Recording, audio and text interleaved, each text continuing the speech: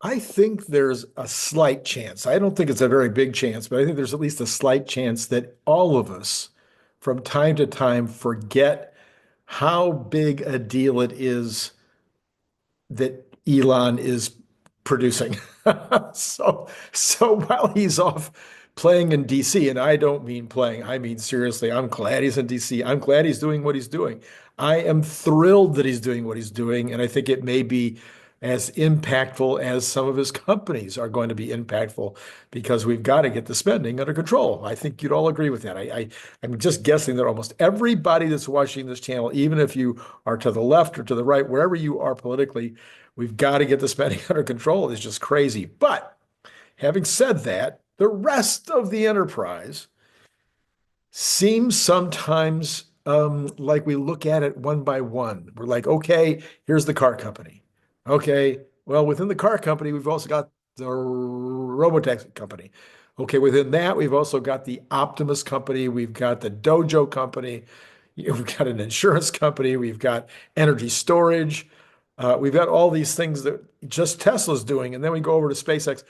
Anyway, it is very, very, very complex. And altogether, they work with one another and they accentuate what each of the other ones are doing and improve on all of that. But this has gone to an entirely different level. And this is what Brian was saying this morning. The show was on this morning. This is what Brian was saying this morning was this XAI thing, this large language model, this computer, this giant supercomputer changes everything. So we can sit here and argue, will Optimus be the largest product in the history of the world? I think Optimus will be the largest product in the history of the world. Brian thinks and has said before that he thinks that, quite frankly, the satellites, we might the communication, the overall income that comes and profits that come from all those satellites up there might, because they're used in so many different ways, including military and everything else. Starlink might be the biggest thing that Elon is doing in terms of income. Combine that, with, of course, because it's part of SpaceX. You know, Warren Redlick thinks that Boring Company will eventually be the biggest thing, and other people have suggested that Neuralink. I mean, essentially, at some point, every single human could want a Neuralink in order to become a superhuman, if you will. So all of those companies all have a potential to be the biggest. Well, then what about X? As it becomes the everything app, it could be the biggest company of all of the companies under the Elon empire. X is not. Then we have X is his little sister, big sister, however you want to look at it. I guess it's bigger now than X in terms of market value at around 80 or 75 billion. With XAI is at around 75 billion, with X only at 44 billion now. So we have XAI, which theoretically could become the biggest of all the companies.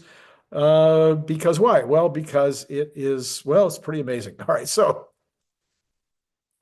and then the way that XAI integrates with all the other companies makes it even more interesting. So I'm going to try to do my own version right now of Brian Wang's views of the future. Bear with me, and don't hesitate to tell me where I get it wrong, where I get it right, where you think I left something out that I needed to say, or where I said something stupid, because it's very likely in this particular area that I'm way over my skis. But let's start out. So XAI is now the biggest, fastest LLM in the world. It's not in dispute. Everybody's going to agree. It's getting on all the metrics, well, not all the metrics, but almost all the metrics. It's better than any other supercomputer out there. And as Elon has said repeatedly, it's only going to get better. So some of the areas, like let's say, I think writing skills, it may not be quite as good as some of the others. I think, based on what Elon's saying, those things, it's only going to get better and getting better every single day. And eventually, Elon says, well, look, nobody's going to be able to catch XAI. It's just not going to be happening. Well, how does he come up to that conclusion? Well, because right now he's already got 200,000 GPUs all working together. Nobody else is anywhere close to that. And he's going to 5X it. All right. And he's going to have a million GPUs all thinking together, I guess. I think so. I don't know if they'll be in the same building or not, or if it's going to be a building across the street from where it is now, but nobody's going to be close. They're not even going to be close to that capacity. And then you take into so you look at Elon's overall skill sets with regard to his understanding of computer science, with his understanding of all the tech that goes into these computers and all these, and uh, Jensen Wang and others have said, Elon's he's in a space of his own. He's just incredibly beyond everybody else when it comes to all these things. Well, yes, but what Brian was trying to say yesterday, what I've been trying to say, I think for a couple of weeks now, is it comes down to the ability to build factories. Something as mundane. Something as mundane as building a factory is what this is all about. And Elon has always said it's about the factory. Okay. So you already know the story. I mean, I'm going to just repeat it really quickly. He needs a building. I've needed buildings. I've had to go look for a commercial building. And it takes me weeks, and you've got two or three realtors. And I know the neighborhood I want to be in. And you got two or three realtors looking for the building. And then I'm going out myself and driving up and down industrial streets, trying to see if I can find a building. And then you go in and you see if it's got the right structure, it's got the right electricity, it's got the right flooring, it's got the right layout, it looks pretty decent from the outside, all these kind of things. And you're trying to decide. But no, Elon, he's not looking for just those few things. He's got to have a city council and what do you call it, a county government, or maybe even a state government that really wants to have him. He's got to find a building that has all kinds of capabilities that way beyond anything I would have ever needed. Then he's got to be able to find the power company that's going to be able to supply him, because massive amounts of power are required. And then you got to have the ability to actually move in and make it work. Well, so he finds this building. Who knows how he does that? He then, finds the power resources. You hear all these other companies that are planning years in advance to get the power resources that they need. Elon's like, no, I want them next month. This is not something I need in 3 years. It's not something I need in 2 years. I need them next month, next, 2 months, 3 months, whatever it is. Oh, I need water, and I need it to be done in this way. How am I going to get the water in there? And all this is happening simultaneously while they're trying to also lay out the building, where the chips are going to go, how they're going to be, how they're going to be wired together. And then when you turn it on, does it work? You got 100,000 of these babies, and you got to wire them all together, and then it's got to work. And then they're going to need to talk to each other comprehensively. It's mind-boggling. So Jensen Wang again said that he did this in 122 days. The building was more than 120. I forget how long the total, maybe 9 months or something from the time that they started. They got the building, but 122 days to put the data center in, and then he says, no, I want 200,000 now. So they get another 100,000 chips, and they finish that in 92 days. They add those. They add the additional power. They add the additional water. They add the additional everything else, and they get that up and running in 92 days. So anyway, in order to go from that now to, I think it looks like people are saying, I'm not sure that this is official, but that the next thing is going to be adding another 200,000 GPUs, like really fast, like maybe this year, like maybe in 3 or 4 months. They're going to double it again to 400 GPUs, and then they're going to go to 1 million, and I'm guessing that's in 2026. So that's a pure guess, but I'm thinking by 2026 they're going to have 1 million GPUs, and everybody else is going to be futzing around in that 100,000 to 200,000 maybe. All right, so you get an idea of the difference here. So it's about building the factories and having the capability, the knowledge, the understanding of how to get that done. It's on another level, and that's just in addition to what he already does with regard to the computers. All right. Now, if you can get all those cohesive and all working together, he's going to be in a world of his own. He's going to be in a completely different place. This allows him to use the compute to enhance all aspects of the LLM itself. So this is playing back on itself. All right. So you get really, really good at increasing the ability of the LLM to do what they do. all right, which is to, look at all of human knowledge and take all of that human knowledge and sift through it and make different pathways, just like a car, just like we talk about the car. All the information comes in, and then the car decides I have 100 different pathways I could take. I got to narrow that down and take one. We talked about on Brian's show, I talked about you might be going out and you need to cross a creek, okay? And you're looking, there's stones here and there's a log here and there's a shallow water here and et cetera, et cetera. And your brain goes and your brain's thinking, okay, I got 15 different ways I can cross the creek. And then it thinks ahead and it says, well, this one has this one has this advantage, this one has this disadvantage. And then eventually you think those through. That's what the computer's doing. It's doing all this planning and analysis and making choices between all the possible directions that it could take. Well, now if you're doing that and you're saying, I did this earlier today. I said, hey, Grok, which is the best LLM in the world right now? So it did a self-analysis and it said, this is where Grok is right now in terms of, it showed all the other ones, told where it was winning, where it wasn't winning. So you can do the same thing. You can say to it, Grok, how could we improve you?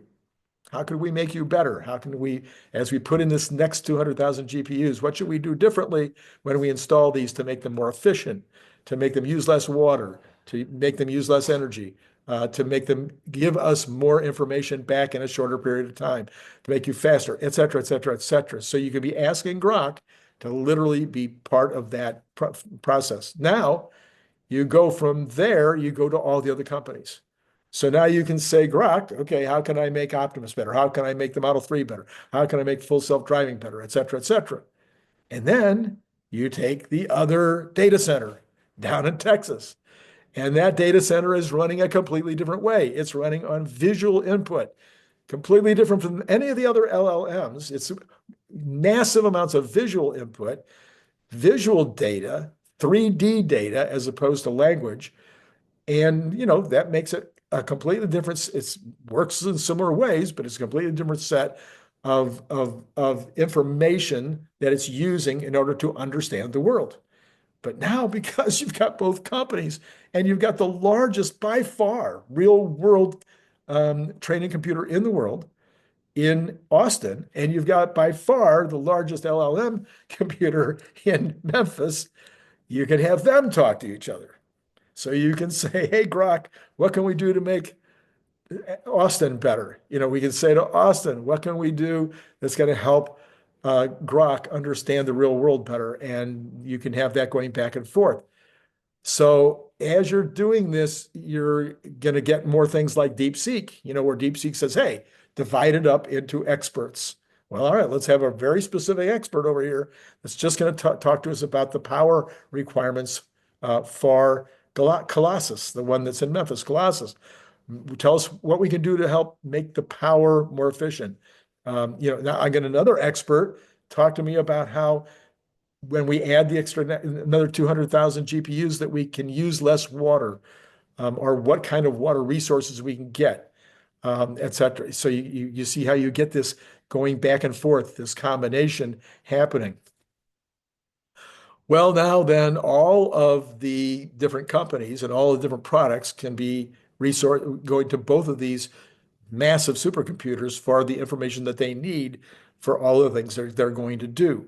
So therefore, you're going to have Grok be the most amazing LLM, of course. You're going to have Grok be a great conversationalist on your phone. I mean, on your phone or on your car or on your robot. You're going to have FSD becoming better and better and better because you're getting this combination of resources being applied. You've got X getting better at analyzing and dealing with the information flow that it has, with payments, with banking, then you got Neuralink that can plug in. I mean, you got rocketry, you got Starlink. It's just the entire thing. All of the companies get better as a result of what's taking place with this massive effort. Now then, you get and then you got Dojo. So it can be helping to make Dojo better as too. All right. And then Dojo can be coming on and adding to the overall cluster. All right. So as the robots and the cards add more and more real world data into the system, and as they now become available to both Colossus and Cortex, then the LLM information helps Cortex and the real world data helps Colossus. Did I already say that once? Let me say it again. No, that's twice as enough. Nobody has anything like this. Nothing even close. So Brian goes on and he says he believes that the eventual compute power, and Jensen Huang says about the same thing, the eventual compute power we will now see will be increasing at a rate of 10 to 20 times every 4 to 7 months. So what we see now that seems beyond belief will increase in the next 4 to 7 months. By the end of the year, will be 10 to 20 times stronger, 10 to 20 times better than what it is now. And then 4 to 7 months after that, another 10 to 20 times more than that. As this multiplies out, Brian says that by 2030, we'll probably be at 1 million times the current compute power, give or take. Now, this is where it gets crazy. All of this compute is being used to solve problems in the real world, and not just the problems that are associated with Elon's companies, but everything else, scientific, medical issues, metallurgical issues, specialty plastics issues, financial issues. Maybe we'll all have an app that helps us decide when to buy and sell Tesla stock and other stocks also. But then that was always confused me a little bit. If everybody has that capability, what does that do in terms, everybody has the same information and knows anyway, because it's self-fulfilling. So anyway, you get what I'm saying? I don't know how to say it exactly smart.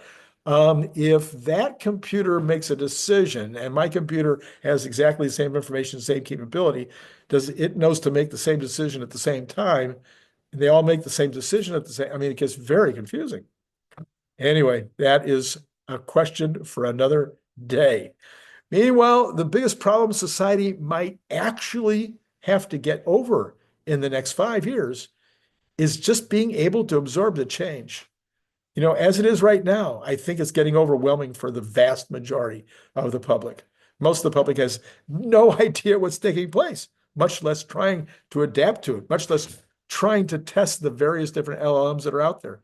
I can't keep up with testing all the LLMs. I'm just trusting Grok to be the best.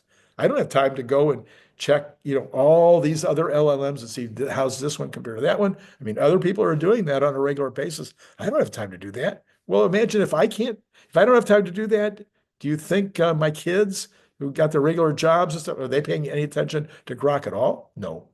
My one son, he's paying attention to Grok. He's a marketing consultant, or marketing, has a job as a marketer for a startup in Silicon Valley. And yeah, he needs to look at Grok and look at all the different LLMs and decide which ones are going to be most useful for him to help with the marketing of this company. But for most people, and even for the people who are the most engaged, I think it's going to become overwhelming. I just think it's going to be very, very hard to keep up and keep track. And then what will it be like when it's 10 times this or a million times this? It's going to be nuts. What do you think? Is this going to be the hardest problem, or will there be other bigger problems? Well, we already talked about some of them. Elon, of course, worried about the AI taking over the world, or the robots taking over the world, or these various opportunities for mischief that can be coming as a result of this capability. So those are other problems that are going to be coming, but they're going to be like the asteroid that everybody was worried about over the weekend that now apparently doesn't have a very good chance of hitting Earth. Do you think what percentage of people on Earth do you think even knew about the asteroid? What percentage of the people on Earth do you think know that Tesla is about to send up their 7th Starship on Wednesday? What percentage of you listening knew that next Wednesday is the next launch, or the expected next launch of the Starship 7? Yeah, so when you get down to people that are interested enough to stay up with all of this AI stuff, it's a very small piece. So anyway, I just thought I really needed to go back over it again. It's something that's been on my mind for a while. And I wanted to share with you. You can share back with me in the comments. I'm really interested in hearing your opinions of what I just said. Maybe if you haven't already looked, I'll put the Brian Wang video up here on the card, wherever the card is. I think it's above. Anyway, I'll send you to that one if you want to go back and hear what he said specifically, because maybe he said it a little differently and you'll need to hear it. But I'm just curious, what does all this mean to you? Does it have any application in your daily life? Or is it just really super interesting to think about what the future might look like 4 months from now? Well, that's all I've got for you right now. As always, it has been great talking to you.